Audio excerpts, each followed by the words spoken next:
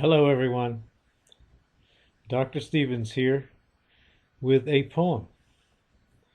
The poem is Ode to a Nightingale by John Keats. And as you've probably heard me say before, I really believe in reading poems out loud. I think that hearing them is the best way to understand them. So here we go. I'll read through the poem. We'll talk a little bit about its overall structure. And then I'll leave you to your own devices as far as interpreting it and figuring out what it means. Ode to a Nightingale by John Keats. Now, before I begin reading, let me point out that in this poem, Keats is addressing a nightingale. Now, presumably the nightingale's a bird. He's not listening to Keats, but Keats is talking to the nightingale. It is night. He is hearing the nightingale singing, and the song of the nightingale then is inspiring these thoughts. My heart aches, and a drowsy numbness pains my sense, as though of hemlock I had drunk, or emptied some dull opiate to the drains. 1 minute past, and lethe-wards had sunk. 'Tis not through envy of thy happy lot, but being too happy in thine happiness, that thou, light-winged dryad of the trees, in some melodious plot of beechen green and shadows numberless, singest of summer in full-throated ease. Oh, for a draught of vintage that hath been cooled a long age in the deep-delved earth, tasting of flora, and the country green, dance and Provençal song, and sunburnt mirth. Oh, for a beaker full of the warm south, full of the true, the blushful Hippocrene,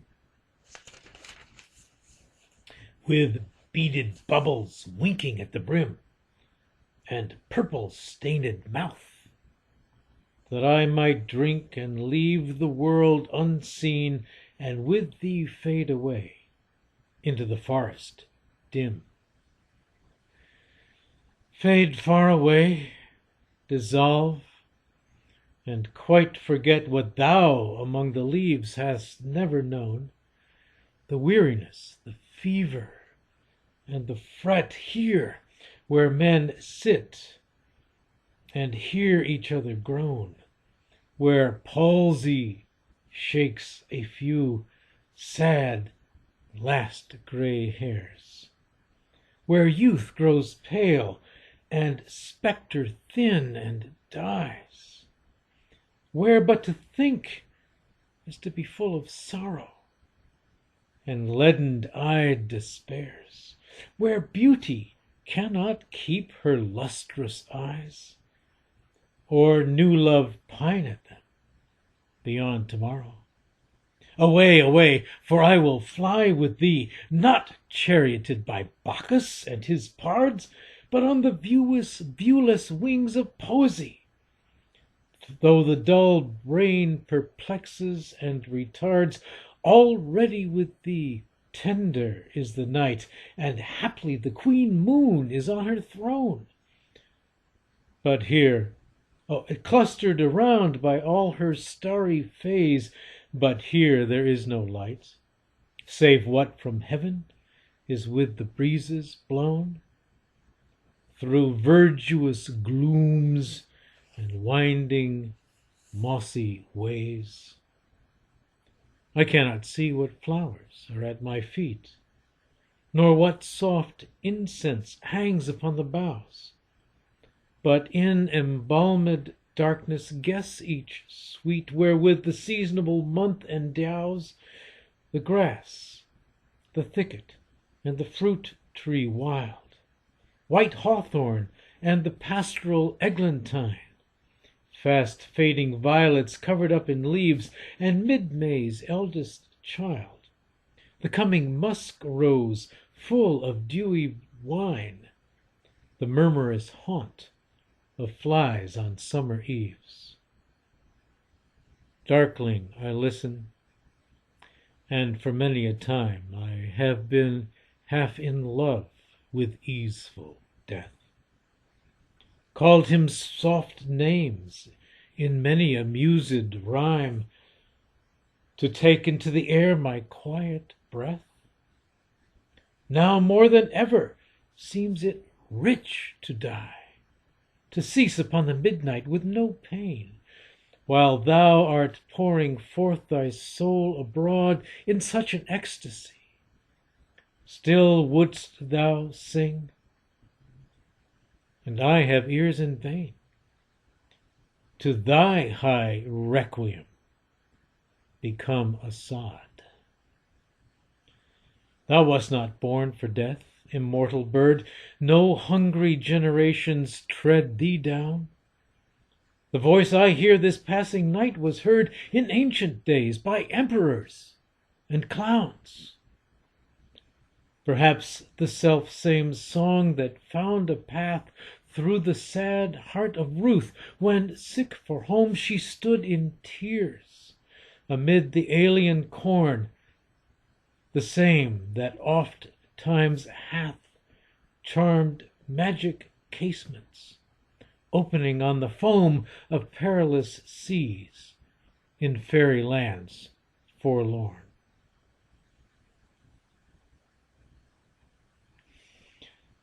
Forlorn. The very word is like a bell to toll me back from thee to my soul's self. Adieu. The fancy cannot cheat so well as she is famed to do, deceiving elf. Adieu, adieu, thy plaintive anthem fades past the near meadows, over the still stream, up the hillside, and now 'tis buried deep in the next valley glades. Was it a vision or a waking dream? Fled is that music. Do I wake or sleep? Ode to a Nightingale by John Keats. Now, if you haven't already picked up your book or looked out a copy of the poem, please do so. Put me on pause, all right? And if you don't have it, as I say, go get your copy of the poem so that we can go through it, all right? Okay, so you're back with your copy of the poem. Very good. 8 stanzas, total of 80 lines. I'm going to take you through stanza by stanza, and all we're going to try to do, folks, is follow the line of thinking, if you will, that Keats is going through here. Keats being the speaker in the poem. We're just going to assume this is John Keats talking to the nightingale, and he starts out in stanza 1 saying that his heart aches as though he were numb for some reason. Numb the way you might be if you drank hemlock, which is a poison, or you drank some sort of opiate. This would be like a sleeping potion. Perhaps you took, a pill to get drowsy or to get sleepy or to put you to sleep, this sort of thing. That's what he's talking about. It's, his heart is aching, all right? His heart is aching and numb. And why, he says? Why? Because he is too happy in thine happiness. Okay? The happiness that belongs to the nightingale. He is saying it's not because he envies. He's not numb at heart because he envies thy happy lot. That is your happy condition, your happy state. Maybe the nightingale is singing. Presumably the nightingale is happy, right? Okay? So it's not because I'm envious, but I'm too happy in your happiness. I am swept away by how happy your song is, the song of the nightingale. And then in stanza 2 he says, oh, for a draught of vintage, a draught of wine, vintage wine, right?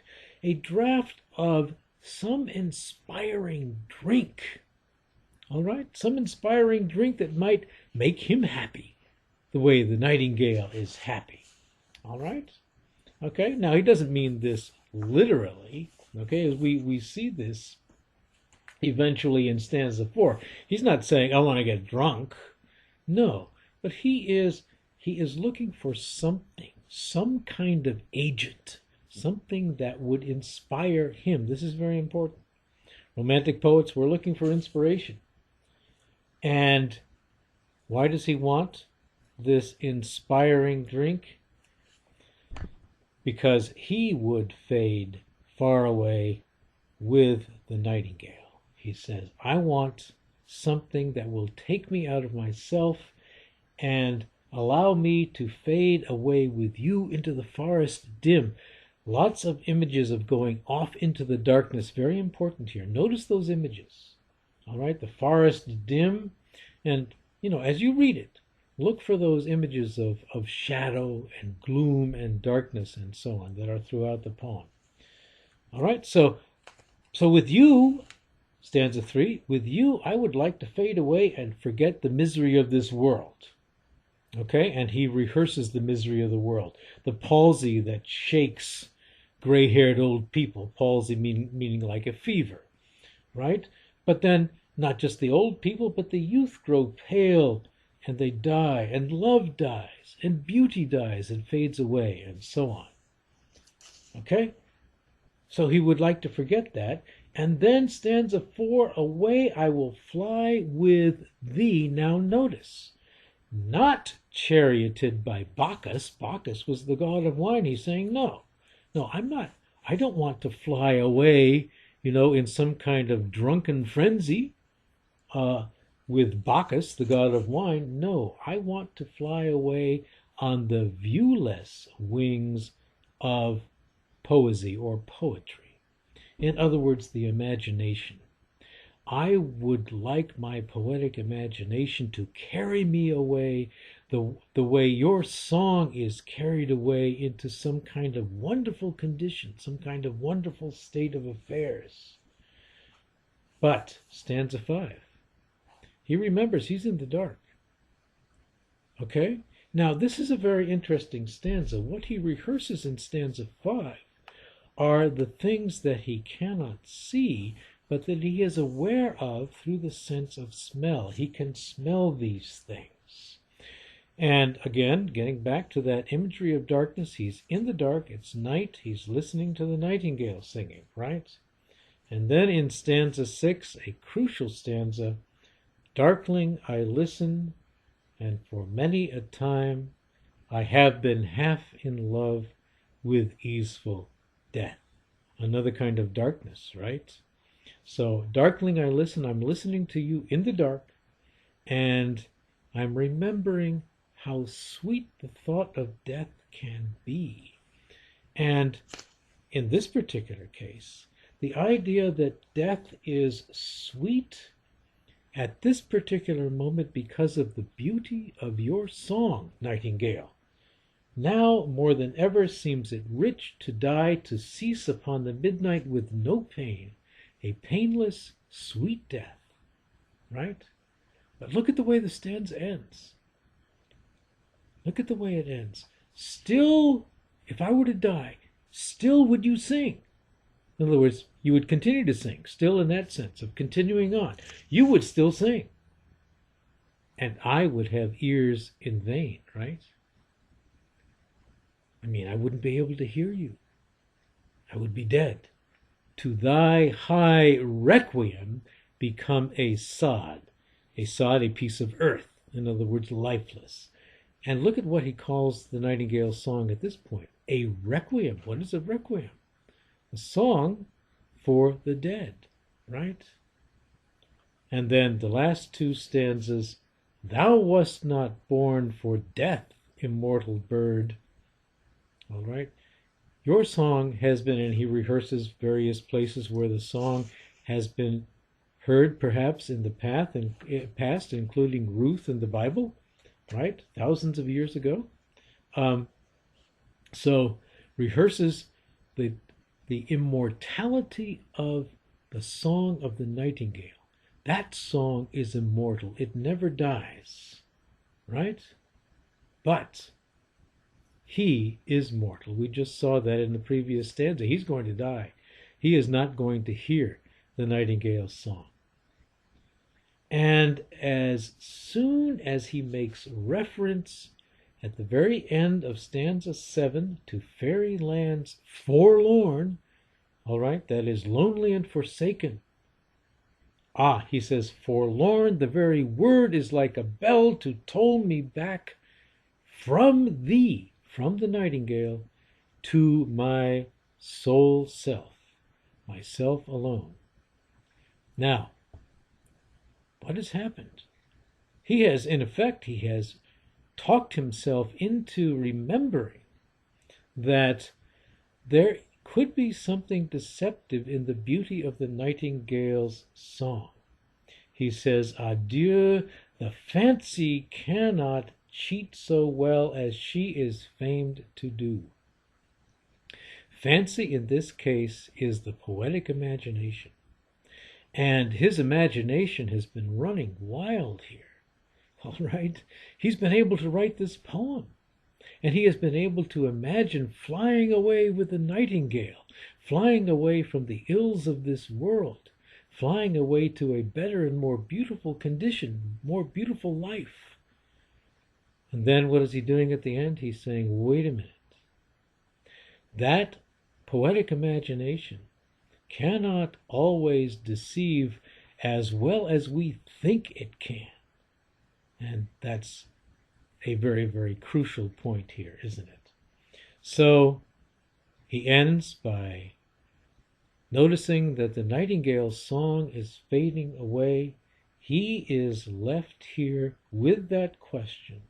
Was it a vision? Not just the nightingale. Was the nightingale a vision? No, but was this whole imagining that he's gone through of this beautiful, painless state of mind, state of life, was it a vision or a waking dream? Did it have any reality at all? What is the relationship then between what the fancy or the imagination can come up with? What is the relationship between that and reality? Is it real? Because fled is that music. The nightingale's music is gone. And I no longer know whether I'm awake or whether I'm sleeping. Ode to a Nightingale by John Keats. Thanks for listening. I hope that reading helped you understand this fairly complicated poem. Good luck.